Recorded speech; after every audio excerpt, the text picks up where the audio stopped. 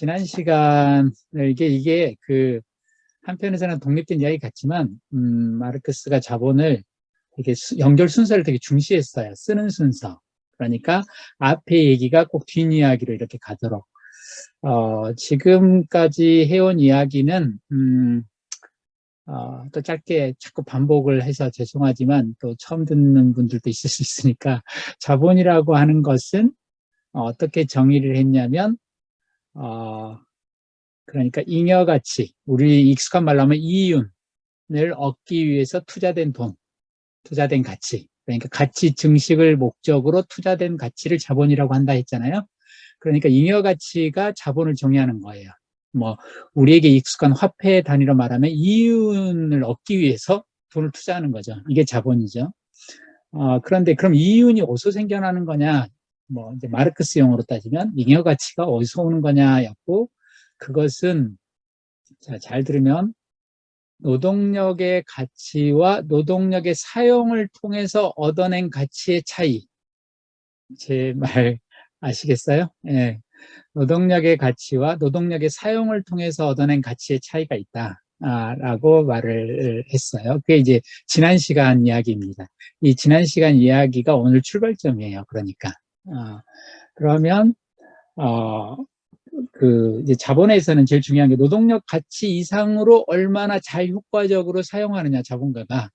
이게 자본가한테는 얼마나 이윤을 많이 얻느냐의 사활의 문제이죠.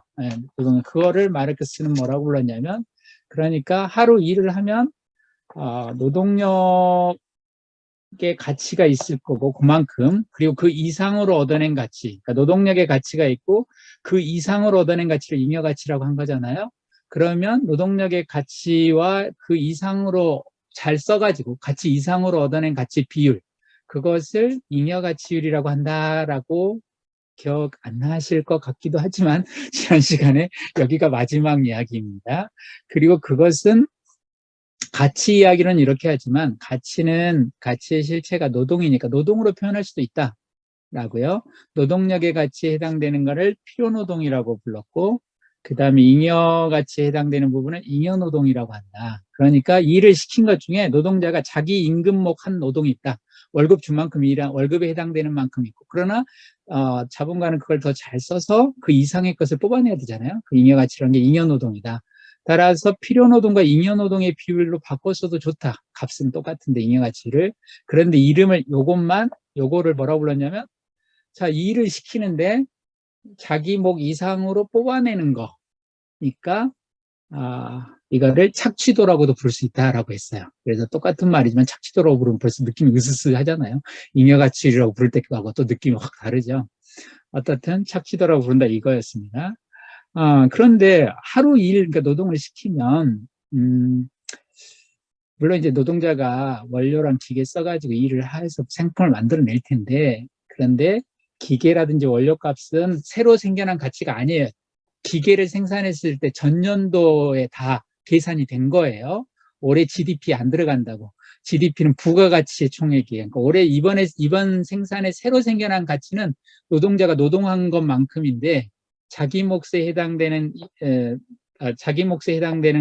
거 한 거에다가 조금 더 생산한 거, 요게 올해 부가가치 총액이에요, 다. 그러니까 이걸 하루로 따지면 새로 더해진 가치는 오늘 일한 만큼인데, 이 노동일이라는 말은 아시겠지만 하루 노동 시간을 말합니다. 하루에 얼마만큼, 우리 같으면 8시간 노동한다, 하루에.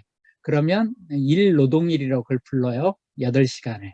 그러니까 그 하루 노동자가 일한 노동 시간은, 그러니까 자기 임금을 생산하는 필요노동 시간과 그 이상으로 일하는 잉여노동 시간이 있다. 그러니까 자본가가 가져가야 할 이윤에 해당되는 파트도 생산하고 자기 월급 부분도 생산한 거, 이 두 가지로 이루어져 있다. 이것의 합계가 노동일이다. 아주 심플해요. 근데 이게 심플하긴 한데 좀 무서운 말이기도 해요. 둘밖에 없어요. 그러니까 노동자가 자기 임금 받은 목 하는 거하고 자본가 목 생산하는 거 두 가지밖에 없다고.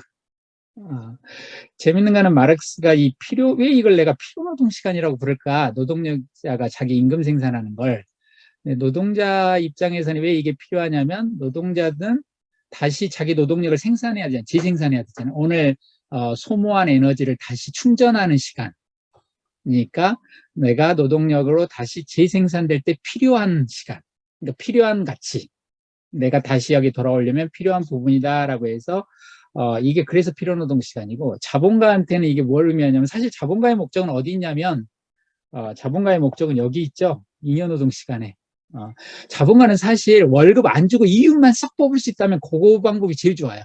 괜히 임금 주려고 하니까 노동자 고용 안 하고 잉여가치만 얻을 수 있다면 제일 좋죠. 노동자 고용하면 화장실도 만들어줘야 되고 막 무슨 수당도 줘야 되고 복잡한데, 어떤 방법이 있을지 몰라도 그냥 이윤만 세상에서 싹 뽑아낼 수 있으면 그걸 원하지. 꼭 굳이 자본가의 목적은 고용이 아니에요. 이윤이지.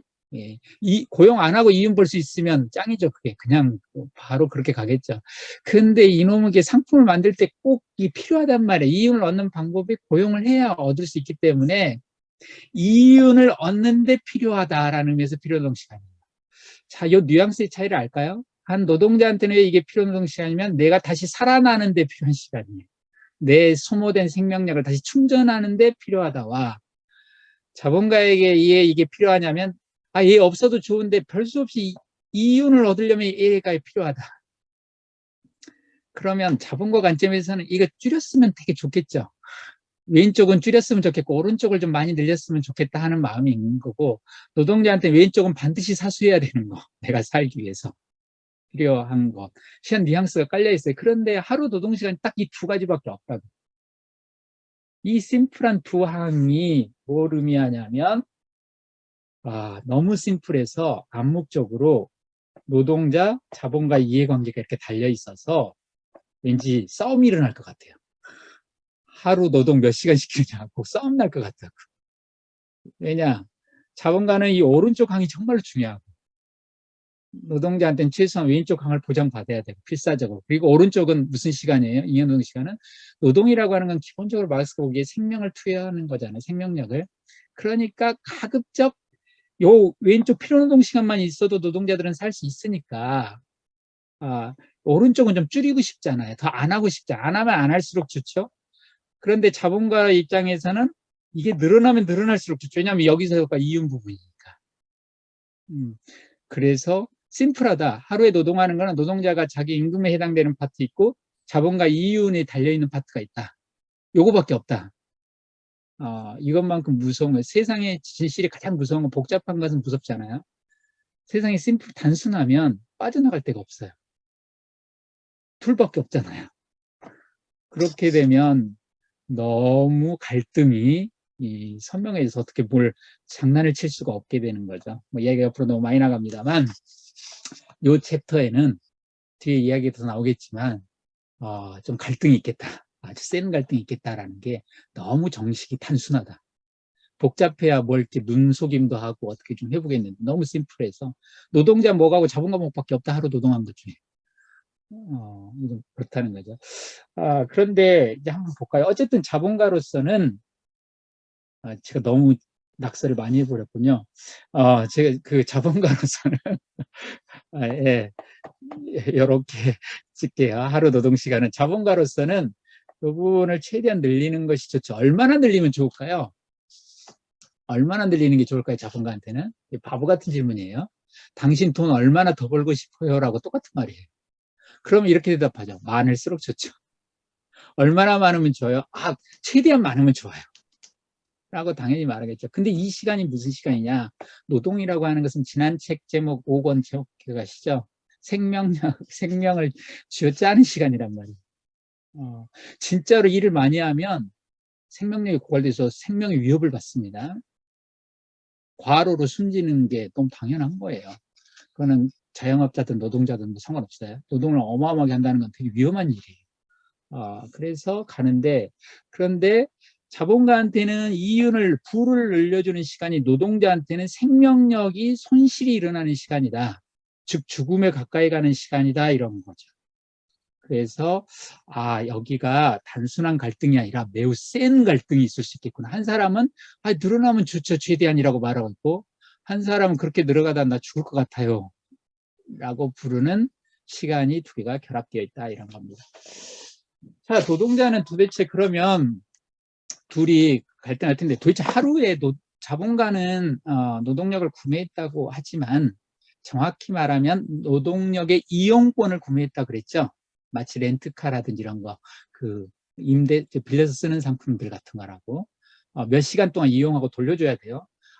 영원히 빌리면 이걸 뭐라고 그냥 노예제사라고.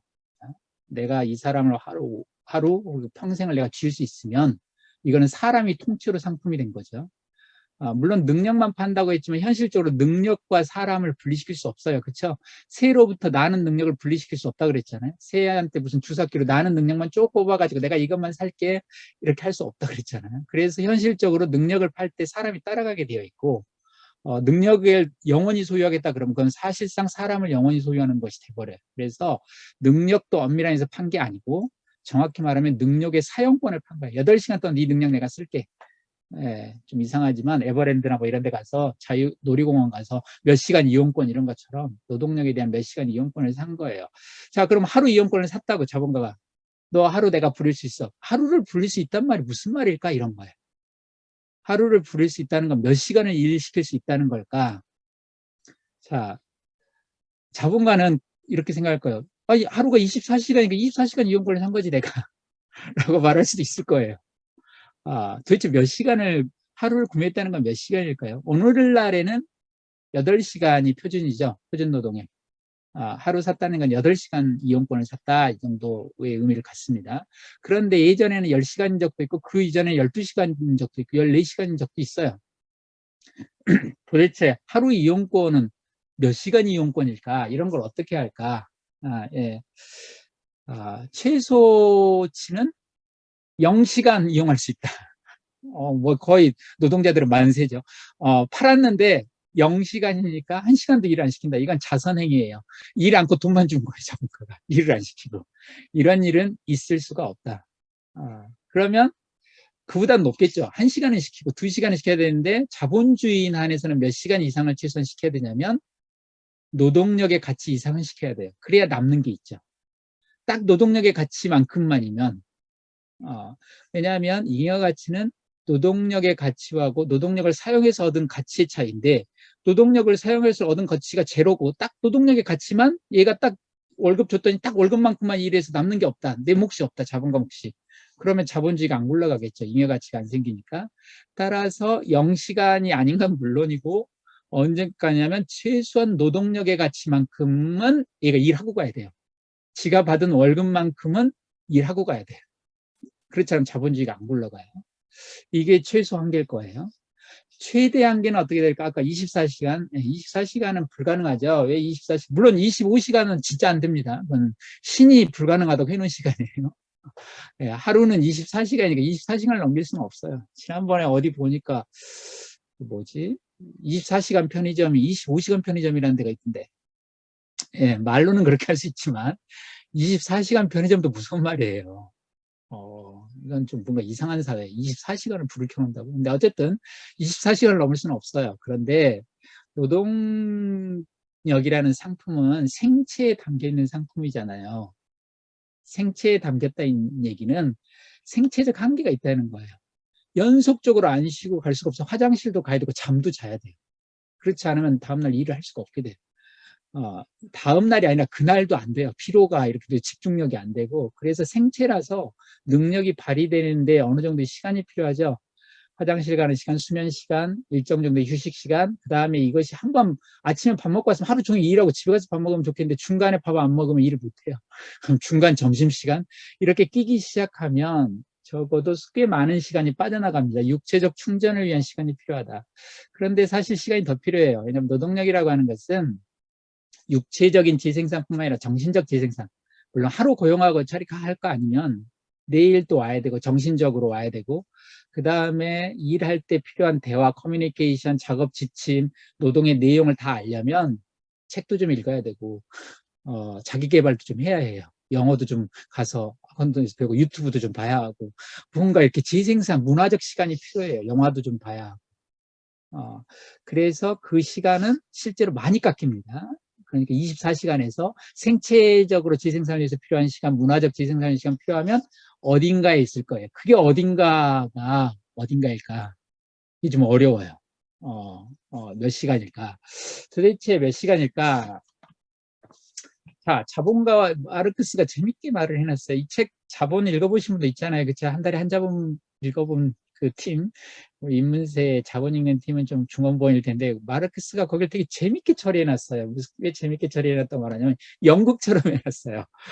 두 사람이 나와서 무대에서, 혹은 법정에서 서로 배심원 놓고, 두 변호사가 이렇게 막 싸우는 것처럼 해놨어요. 자본가의 논리는 이거예요. 자본가의 논리는 뭐냐? 내가 구매자잖아.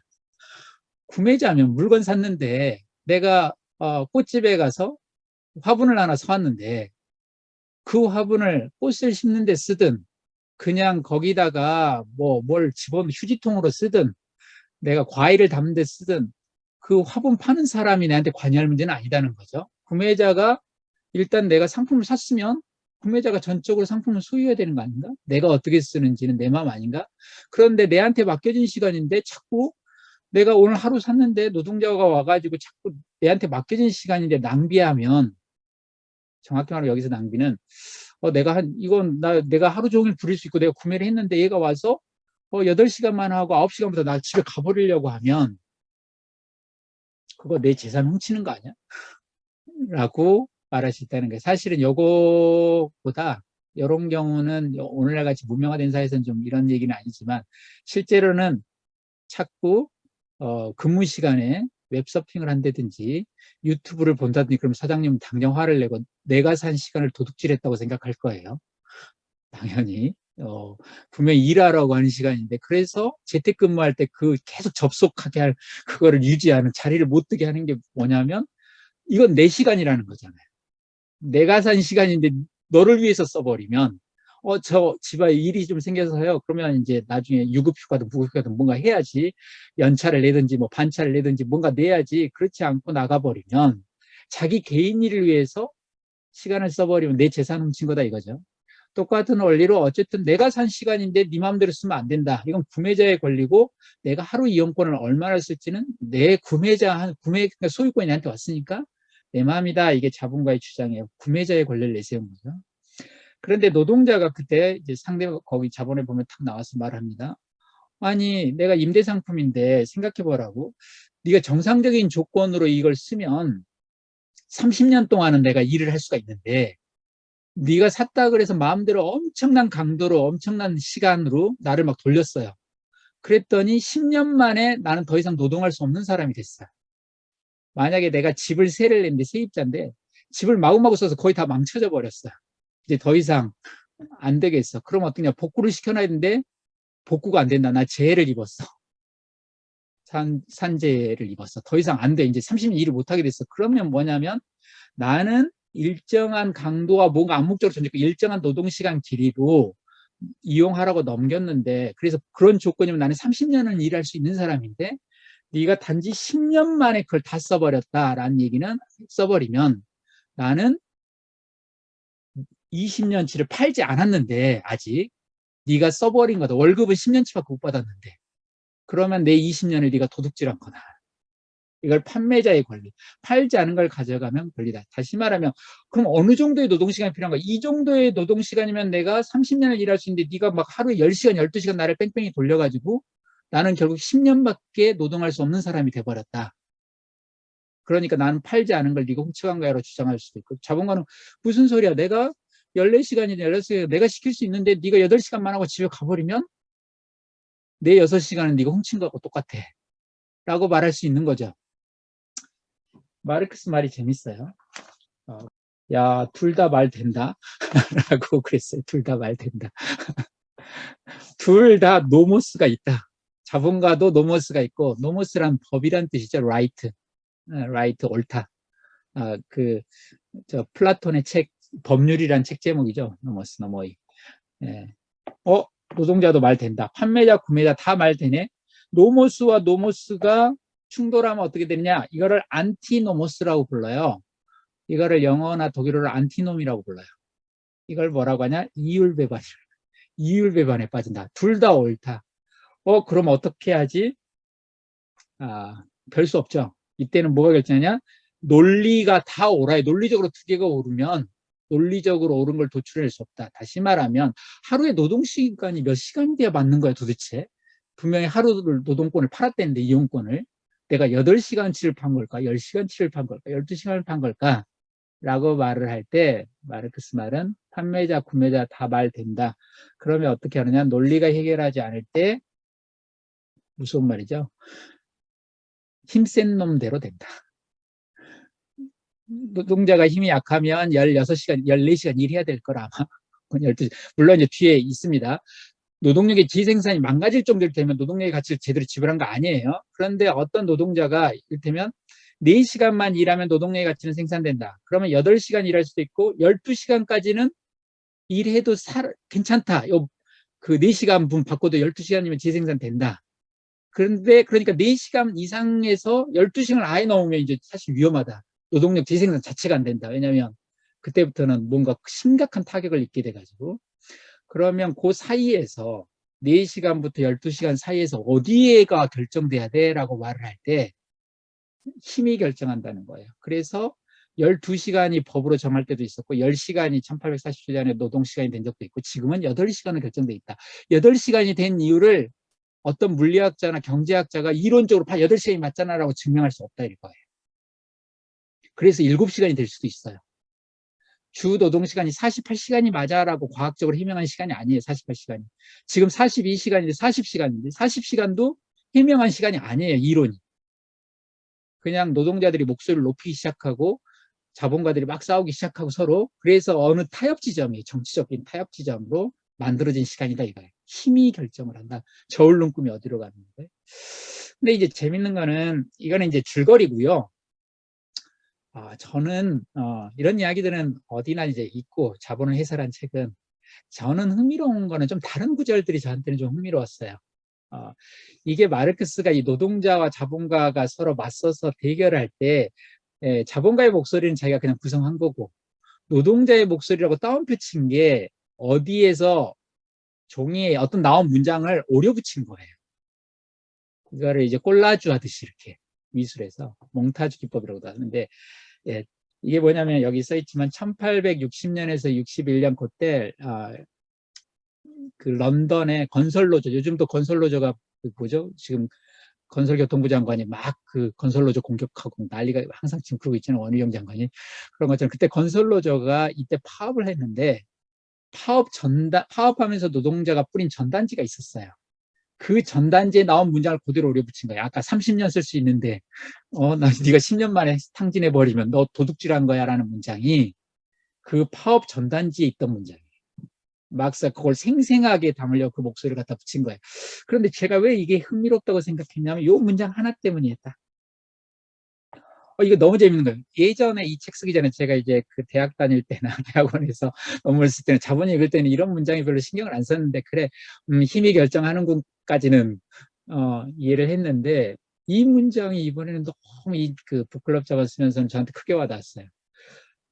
이제 그 아까 자본가가 구매자가 다 권리 갖는 거 아니야? 이거 내가 주고 샀잖아 라고 말을 할 때 노동자가 팍 일어나려고 그 목소리 앞에 있는 한 문장 그 한 문장이 뭐냐면 갑자기 생산 과정의 질풍노도 속에서 침묵하고 있던 노동자의 목소리가 들려온다라고 썼단 말이에요.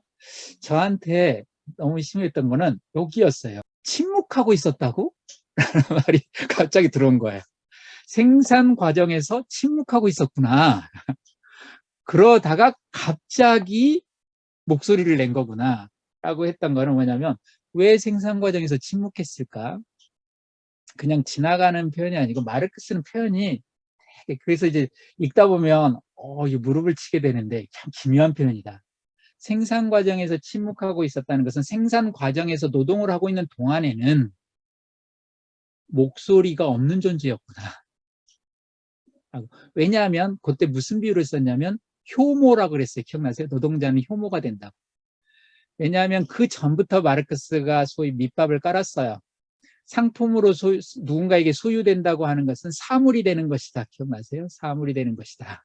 그래서 소유자는 전적인 권한을 갖는다라고 2장에서 말했고 혼자 상품이 혼자 못 간다고 말할 때요. 그리고 생산 과정에 들어갈 때 뭐라 그랬냐면 노동이라고 하는 것은 노동력의 사용이다라고 했는데 그때 그 사용의 주체는 자본가이고 이것은 노동자라는 인격체가 사람이 일하는 게 아니라고 자본가가 구매한 상품을 자본가가 소비하는 거라고. 그래서 제가 비유를 뭐라고 들었냐면 수제 맥주를 만들 때 내가 효모 사고 발효기 사고 그 다음에 보리 사가지고 내가 만들었다 그래요. 자본가는. 친구 불러서 내가 맥주 한번 만들어 봤어. 실은 효모가 만들었는데 효모가 만들었다고 안 해요. 내가 만들었다 그러지. 왜냐하면 효모는 내가 사오고 그 상품을 내가 소비하고 있던 거예요. 생산 과정에서. 그래서 노동자는 생산 과정에 들어가 버리면 목소리가 없어요. 그러면 여기는 뭐냐? 왜 판매자와 구매자라고 불렀잖아요, 마르크스가. 판매자와 구매자로 다시 돌아간 거예요. 판매자와 구매자는 공장이 아니라 시장에 있을 때 하는 말이에요. 둘이 대등하게 만나서 판매자와 구매자로 거래할 때는. 그때만 목소리가 가능하고 생산 과정에 있을 때는 인격체가 아니에요, 노동자가.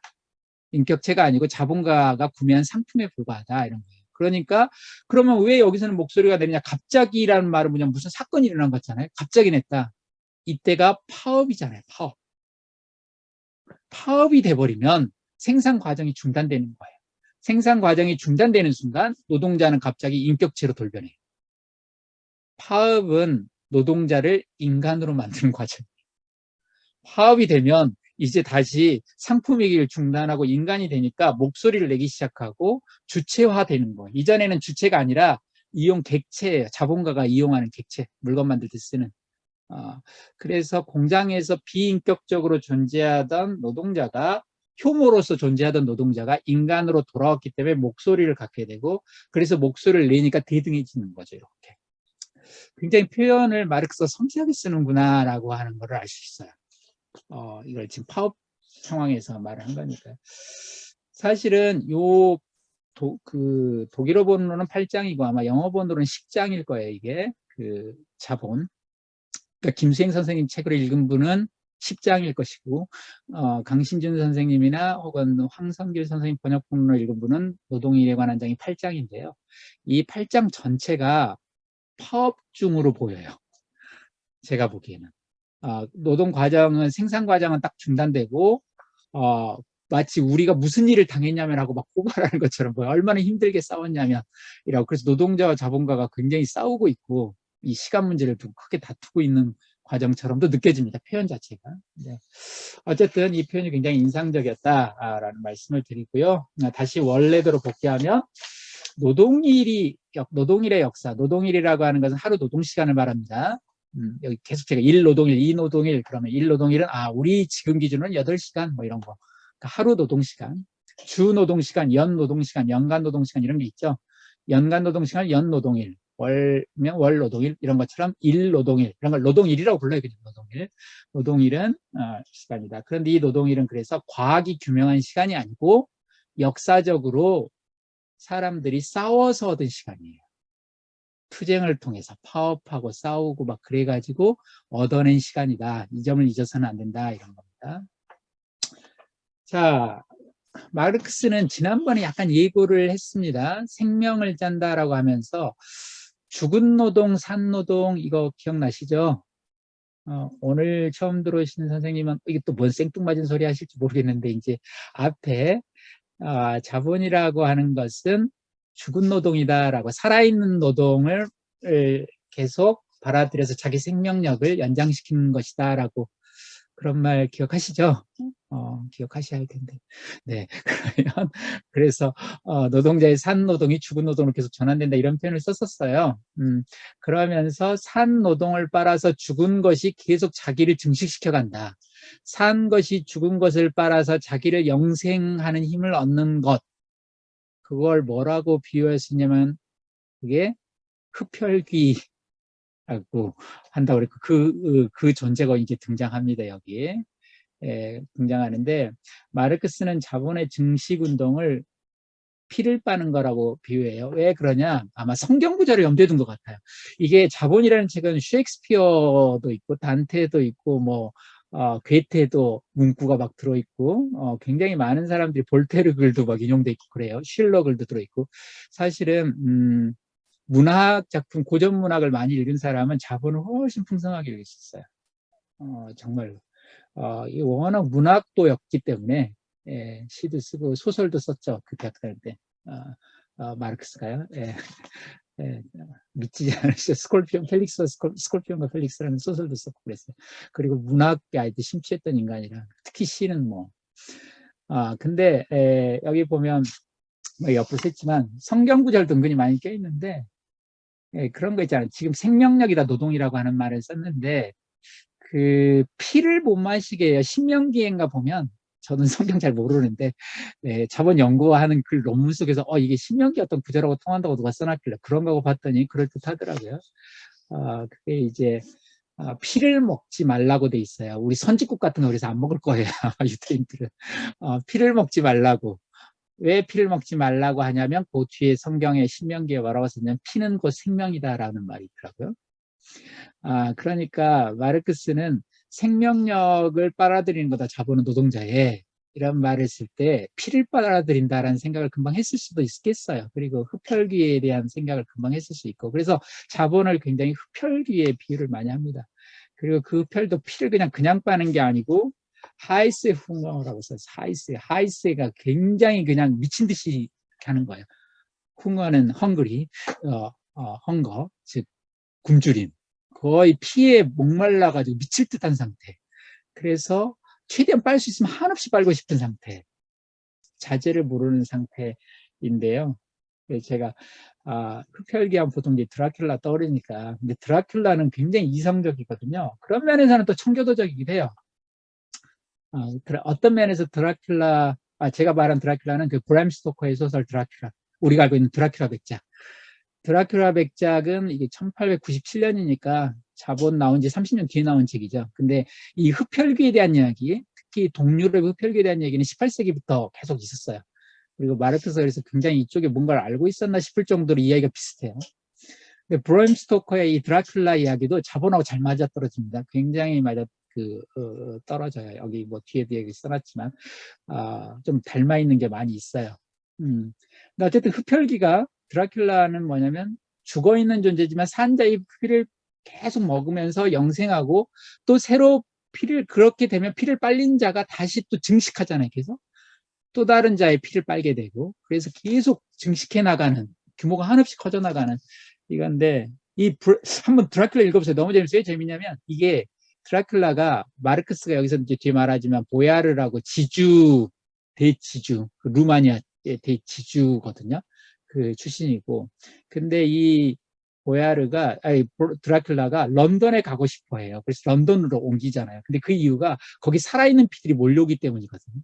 당시 19세기에 왜 런던에 살아있는 피가 몰려있까 맨체스터하고 런던에 살아있는 피가 마구마구 쏟아져 들어오죠. 아일랜드에서도 들어오고 런던 지방에서 들어오고 심지어 독일 같은 데서도 엄청 오고 왜 그러느냐 산업화되면서 19세기 말에 런던이 어마어마하게 인구가 몰립니다. 그런데 이 재밌는 것은 이 드라큘라 백작이 거기를 가기 위해서 자본주의 물류 시스템을 이용해 자기 관을 배달해야 되거든요. 그 관, 그게 있는데, 그래서 그 택배 시스템을 이용해서 거기 가요. 그래서 자본주의 물류 시스템, 운송 시스템, 배와, 그걸 이용해서 거기 가고 런던이라는 거기 인구들이 증식하는 곳에서 최대한 피를 빨려고 해요. 그래서 매우 자본적인 책이에요. 이 브람 스토커의 드라큘라도. 어쨌든, 여기 옆으로 셌습니다만, 여기는 제가 북클럽 저번에 부록 읽어보세요. 거꾸로 자본 말고 프롤레타리아 입장에서도 드라큘라를 이해할 수 있다라고 써놓은 부분이 있을 거예요. 네. 뭐 이거 너무 쓸데없는 여기서 많이 가는데 어쨌든 이게 너무 기갈듯이 피를 빨고 싶어한다. 산노동 살아있는 생명력을 마구마구 빨고 싶어한다. 근데 그 점에서 얼마나 이 소위 마르크스가 착취도라고 불렀던 잉여가치율 차이가 있는지를 한번 봉건지주하고 근대 공장주를 비교해 보자라고 마르크스가 여기 한 챕터 있었어요. 얼마나 근대 19세기 공장의 착취도가 높은지를 보여주고 싶다. 왜냐하면 중세 지주들도 진짜 끔찍한 인간들인데 어마어마하게 농노들을 착취한 인간들인데 우리가 보기에는 옛날에 막 왠지 채찍질할 것 같고 그 지주가 말음시켜서 어마어마하게 착취했을 것 같고 농민들이 그래서 반란 일으키지 않고는 살 수가 없을 것 같고 이를테면 그 동학 때 고부군의 그 조병갑인가 하는 인간은 정말 끔찍했을 것 같고 막 이러잖아요. 그런 애와 현대 세련된 공장, 이를테면 삼성 반도체 공장에서 일할 때 누가 더 착취가 심할까? 조병갑일까? 이재용일까? 라는 거를 먼저 보는 거예요, 마르크스가. 19세기의 가장 선진형 맨체스터의 그 면 방직 공장하고 악명 높았던, 굉장히 악명 높았던 도나우강 유역에 사는 그 지주들. 이제 그때 거기 굉장히 악명 높은 법전이 있었어요. 부역노동법전이 있었는데요. 거기에 보면 1년 중에 56일을 일하게 돼 있어요. 강제 부역노동. 우리 조선시대에 배우셨죠? 군역이 있고 부역이 있고 뭐 이런 거 있잖아요. 그렇죠? 조세, 그다음에 공납 뭐 이런 거 할 때 부역이 있잖아요. 군역 말고. 부역이라고 하는 거는 지주라든지 국가가 어떤 일을 시켰을 때 노동력 갖다 바쳐야 되는 거. 부역인데, 그러니까 중세, 마지막 12권 때 더 자세히 배우겠지만 중세의 농노 시스템이란 건 뭐냐면 대지주가, 지주가 자기 돈을 갖고, 아니, 자기 땅을 갖고 있어요. 자기 땅이, 자기 농사를 질 밀밭이 있고, 이를테면 농노들이 부쳐먹는 밀밭이 있어요. 그래서 농노가 두 농사를 다 짓는 거예요. 지주의 큰 논밭도 자기가 농사를 짓고 이것도 논밭을 짓고, 그래서 부역을 시키는 거죠. 그러니까 농노가 자기 돈을 가지려면 대지주의 그 농장 일을 다 해야 돼, 농사 일을. 근데 그렇게 동원하는 일이, 부역일이 1년 중에 56일이었다는 게, 56일이면 365일 중에 56일이면 할만한가 싶지만, 이 지역이, 동유럽 이 지역이 비도 많이 오고 눈 오고 해서 농사 지을 수 있는 시간이 짧대요. 140일밖에 경작을 할 수 없다는 거예요. 나머지는 농사를 지을 수 있는 시간이 아니에요. 그런데 140일 중에 56일은 가서 일해야 돼요.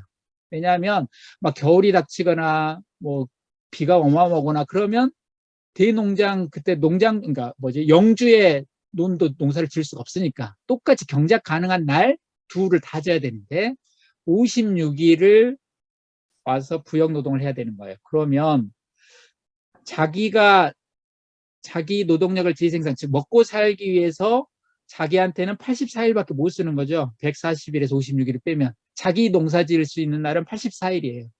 그리고 자기가 56일은 여기 해야 돼요. 개인적으로 보면 영주한테 가서 일하는 게 적네요. 하지만 영주 논에는 모든 농노들이 다 이렇게 해야 되니까요. 노동시간을 어마어마하게 투여해야 되는 거죠. 다 합치면. 내 건 나만 해야 되고. 그래서 더하면 어떻게 되느냐. 잉여가치율을 따지자면 어떻게 되냐면 84분의 56일. 나한테 쓴 시간, 노동하는 사람이 나한테 쓴 시간 84일분에 내가 이걸 하기 위해서 요걸 보장해 줘야 되잖아요. 잉여 생산물을 생산해 줘야 되잖아요. 가서 그게 56일이다 하니까 66% 정도다. 착취도가 66%. 엄청난 거죠. 사실 착취도가 66%라는 건 어마어마한 거죠. 그런데 맨체스터의 어느 공장주가, 아마 엥겔스 아닐까 싶긴 한데, 누가 이런 자료를 주겠어요. 자기 일종의 경영 노하우 뭐 이럴 수도 있을 텐데. 근데 맨체스터의 어떤 공장주가 줬는데 제 느낌에 엥겔스일 걸로 추측되는데, 엥겔스 공장도 만만치 않게 착취를 했던 것 같은데 여기를 계산해 보니까 150%가 넘는다 라는 거예요. 굳이 말하면 뭐 12시간 일하면 한 4시간은 혹은 5시간은 필요노동 시간이고 7시간 정도가 아닌가요? 4대 8 정도 되나요? 4시간 정도가 필요한 8시간은 이 자본가를 위한 시간이다 라고 하는 계산이니까 150%가 된다. 물론 마르크스가 말해요. 이게 법이 그렇고 이 보야르라고 하는 도나우 지역의 이 지주가 이렇게만 시켰을 리가 없다. 조병갑도 그랬고 그럴 리가 없고, 온갖 하루 일해라고 해놓고 하루에 할 수 없는 일감을 준다든지 그런 거 있잖아요. 근데 이건 회사에서도 그러지 않나죠? 이게 하루 일감이야 하지만 하루 못 하겠는데, 아니 남들은 하루에 하는데 라고, 하루 일감인데 이틀 일감, 하루 노동시간에 이틀 일감 주기 막 이런 거, 이런 게 분명히 있었을 거다 중세에. 그러니까 정확한 계산이라고는 할 수 없지만, 그러나 아무리 생각해봐도 차이가 너무 크잖아요. 19세기 공장의 잉여가치율이 높았으면 높았지 낮지 않다는 거예요.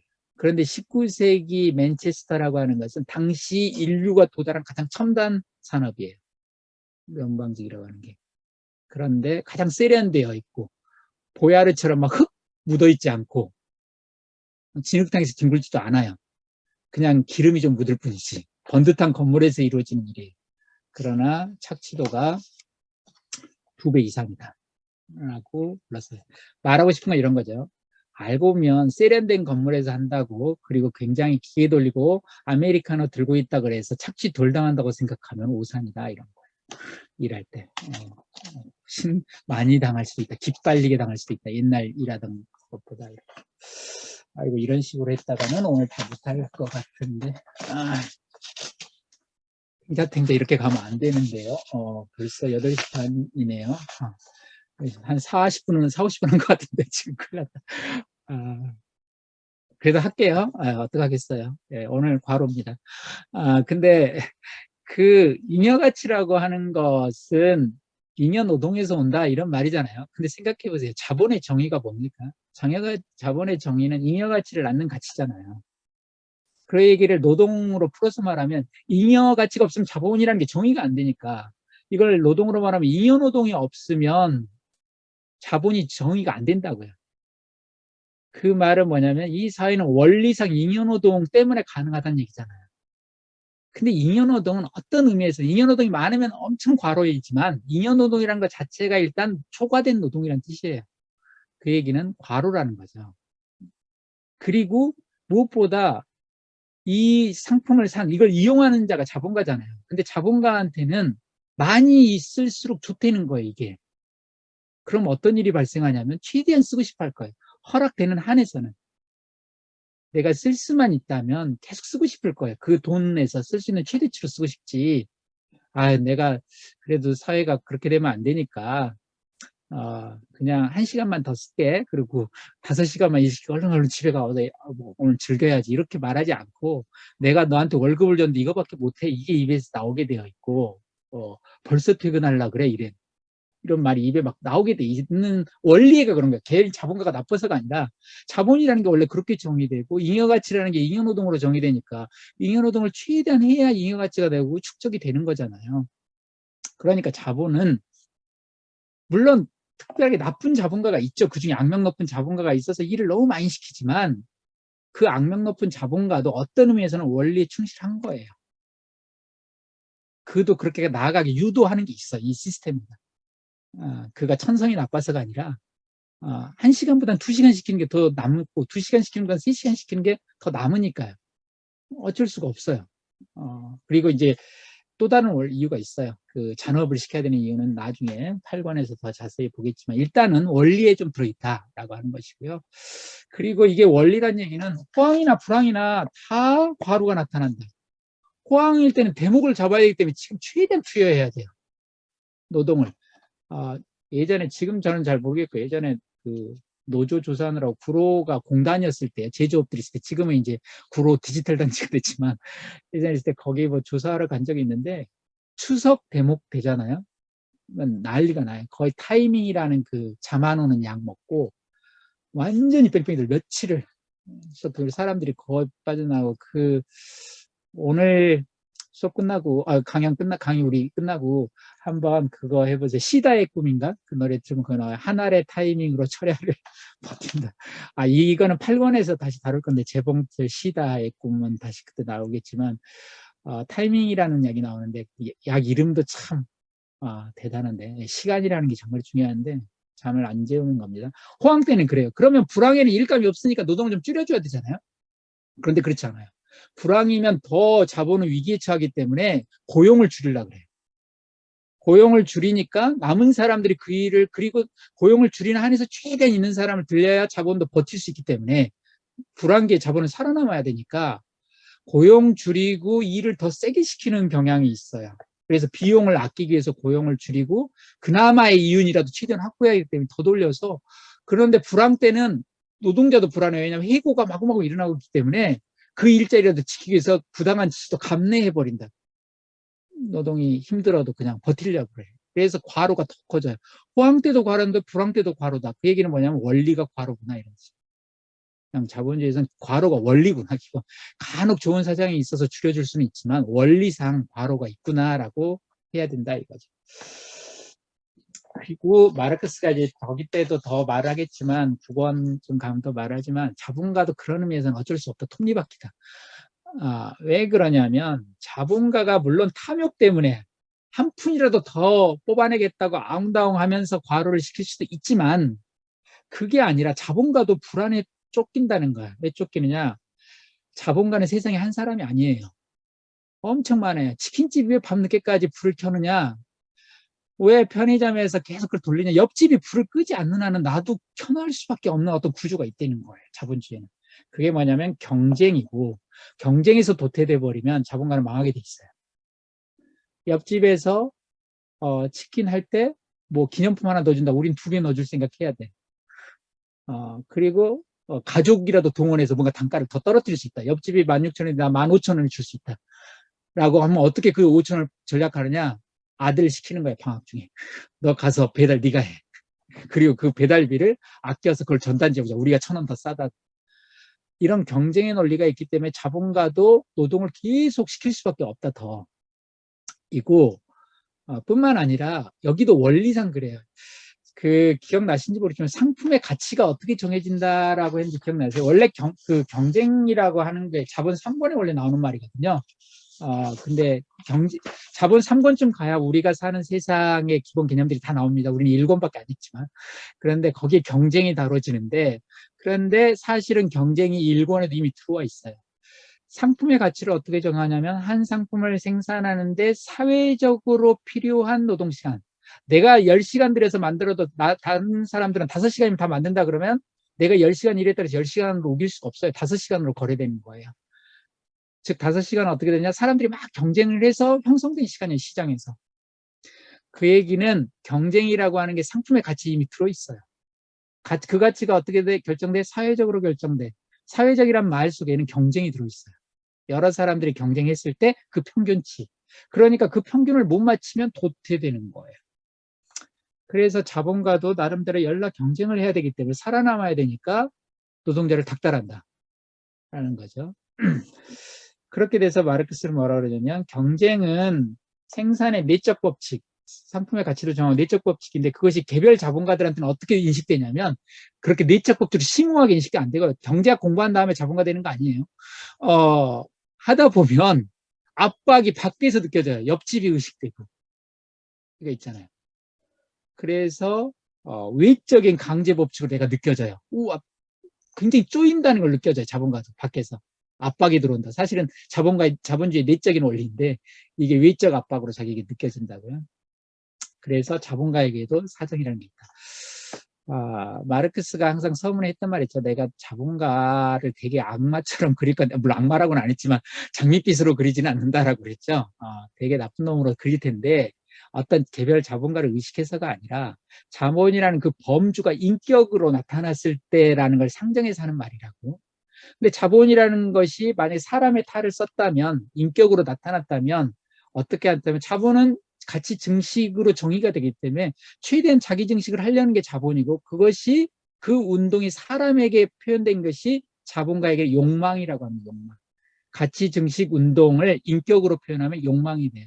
축적, 탐욕이라고 보통 더 심한 경우는 부르는 그것이 나타나고 그런 부추김을 받고 또 부추김을 안 받더라도 살아남기 위해서도 조금이라도 더 벌려고 아둥바둥하게 만든다.